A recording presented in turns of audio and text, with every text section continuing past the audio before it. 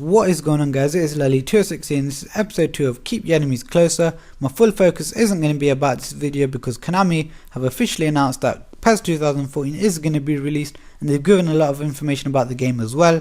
Before I get down to any of that, one of my subscribers told me that I should sign this MLO guy, and you're going to see his debut now. And I have to say one thing, he's a brilliant player, especially for only 5 million. Actually, let me say that again.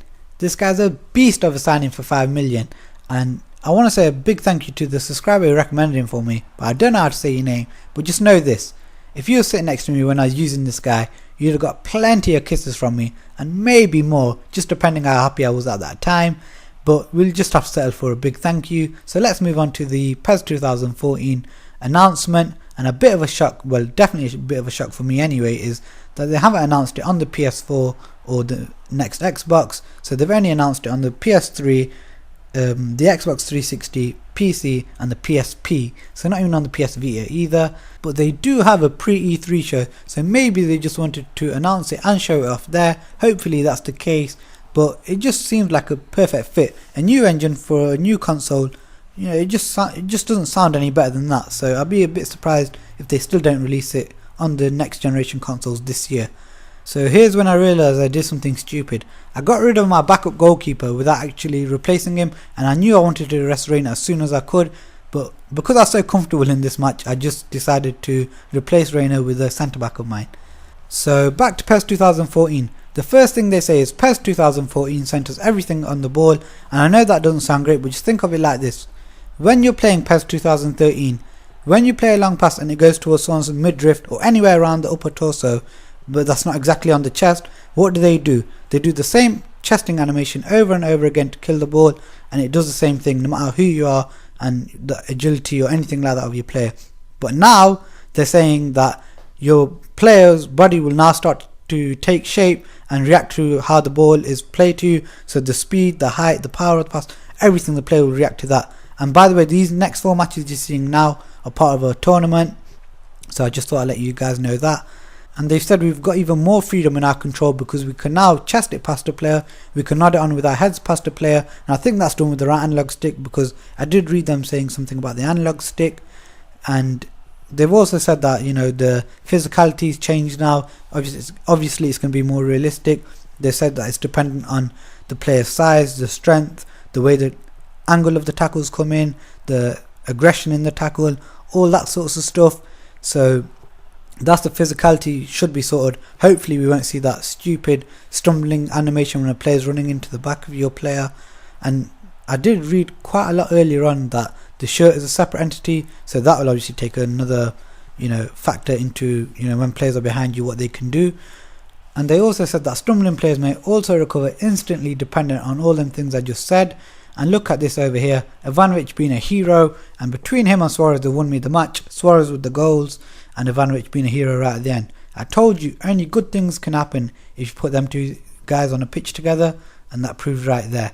So moving on to the next area of the game, which PES calls heart. So that's basically the emotional side of the game and the mentality side of the game. So players now have mentality stats, so that's just the tip of the iceberg. But what sounds really great in this area is how the fans and the team as itself all come into play in this area. So for example, if your team aren't playing that good and the crowd ain't got nothing to really cheer about, but a moment of like skill, like a nutmeg or something like that, galvanizes the crowd get on their feet. So one player can do something really great and the crowd all get up on their feet and everyone starts to play a lot better because the crowd are now spurring them on. Now another area where it says it affects the team is if you've got a bunch of like players and you've got one leader in there. So for example, say you've got a John Terry in there, or Roy Keane, a Carlos Pearl, someone like that. If one player is playing bad in your team, maybe that leader could then give that player that little boost he needs to get back into that game, and it'll give you more reasons to pick and buy players that are leaders rather than a bunch of fast freaks. So that would really help the Master League Online side of the game as well. But what I'd like to know more about is if it has a more direct negative impact on the away team. So that'll probably be something we find out later. But moving on with the next area, which PES started off with PES 2013, and that's player ID. They said they've at least doubled it for this one, and that's obviously great because I liked how they did it in PES 2013. It didn't feel like an overpowering factor, so it's great to see them adding more to that. And moving on to an area which PES calls team play. So now you can build tactics to work down at certain areas of the pitch. So if you want to be focusing all your attacks down the right end, in PES 2013 you'd be doing that instinctively, so your team wouldn't really be helping you, you'd just be pushing things along that way yourself. But now in PES 2014 you could have your team built in a way where attacking down the right is basically the only thing you can do. Obviously I don't think anyone would go that drastic, but that's how you can build it up. So attacking down the right would be a lot easier because that's the way you've planned to do it. And I think PES will do a good job there because they normally do a good job tactically in the game. Now moving on to the next area which PES said they've changed, which is free kicks and penalties. I'll start with free kicks. They've given us dummy runners and unrestricted short passing. So dummy runners to fool the wall and unrestricted short passing, so you can probably just knock it into space and someone from 10 yards can run onto it, or probably even greater distances. But for defensively, you can now move the goalkeeper, which will move the wall and so on like that. And we've always had the options to make players run out and jump and mix it up and stuff like that. But for penalties, they said that they're now using a like FIFA, they've not said FIFA style target, but I'm guessing it's a FIFA style target. And goalkeepers will now, I think some goalkeepers can decide to take off slightly earlier depending on the kick taker. So that sounds interesting, but it's something that PES really needed to change because the penalty system in FIFA, PES 2013 was absolutely awful. It was almost impossible to miss, but somehow sometimes you randomly miss, and that's out of your control, so that was kind of not on, to be honest. But on the whole, PES sounds like it's got an engine to make a great game. Whether it's PES 2014, we'll have to wait and see. Hopefully we get to see PES 2014 on the next gen consoles this year. But that's the end of the PES 2014 talk. Let's get back into this video. And what a perfect time to get back into the game, as we can see this guy be a big online noob as he gets the ball and just sprays one down the middle. And I hate it when this happens because right at the end of the game we always know the defense seems to easily split apart way too often. But he's a noob and he doesn't make me pay for it, so I get a big payout in that game as he's got a stupidly strong squad and somehow still managed not to beat me.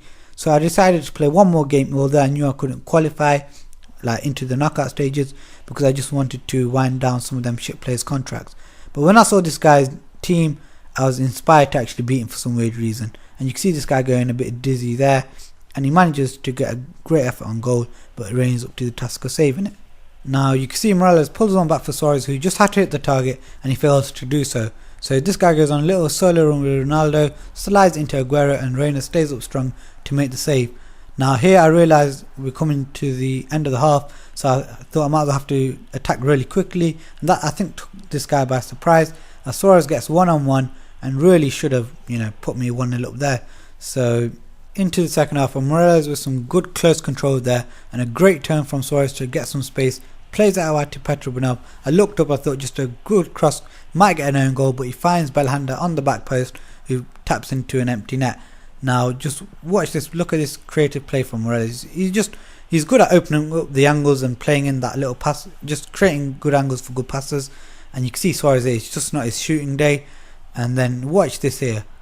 Look at this. Oh, why would you ignore that? Such a stupid thing to do. And then I told you it happens way too often. At the end of a game, one pass can split open the defense, and it's so annoying. But then I brought this guy on, Neymar, and within his first touch he literally just has come on.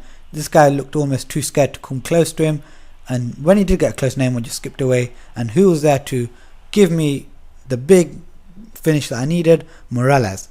Told you this guy's a beast. He does not let me down. He's only £5 million, and that's including his first 10 matches as well. So at the end of the tournament I released a couple of players which took me up to about 18.2 million or something, and then I have the final match of this episode which is for 3.74 million plus the PES extra money whatever, which would take me up to 4 million. And you can see this guy here full of pace. He's got, I think he took it easy, like he put out a weakened team, but on the bench he's got Martins, Agban Lahore, Hulk, Atu, and that motherfucker Van der Merch. But just keep your eye on Morales this game, and this is why you'll see why I value him so high in my personal opinion, because the guy just has that craft about him, so he can just turn away and get that extra yard of space for extra thinking time for the pass, shot, or even go for a bit more of a dribble. And you just saw my first chance there, and another great chance from Belhanda here as he hits the post, and then from the counter attack he lumps one up, and he wasn't too much of a spazzy player, to be fair. He was going for it quite a lot, but he gets his first chance and hits it tamely at Reina, and that seems to wake him up as he starts to get a few chances in now as Aguero gets away, and he's unlucky not to take the lead here, and it comes straight back to Reina off the post. Now Suarez just wasn't his day, was it really? Just needed that extra bit of luck or just be in the right place at the right time, and Petrobonov manages to miss a free header from that distance, which would surely have got me a goal. But here you can see a bit of good play to get Belhanda on the ball out wide, cuts in, and he has a great effort, and it's a really good save from the keeper. And now you get to see some Morella's class as he turns from two defenders, making them look like school children. Now that's the end of the first half. It's a tight first half, but he takes off he takes off Belhanda and brings on Martins.